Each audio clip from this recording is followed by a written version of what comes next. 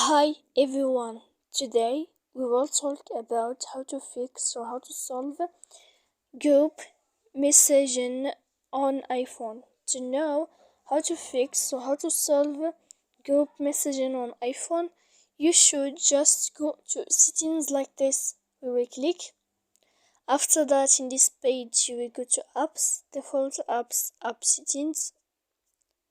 When you will see this list, you will go down to find the application of Messenger.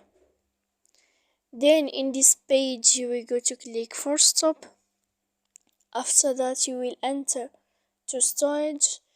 When you will see this page you will click clear cache. Then you will go to click clear data, and after all that you can turn off your Wi-Fi. So please don't forget to support us by like and subscribe. See you next time.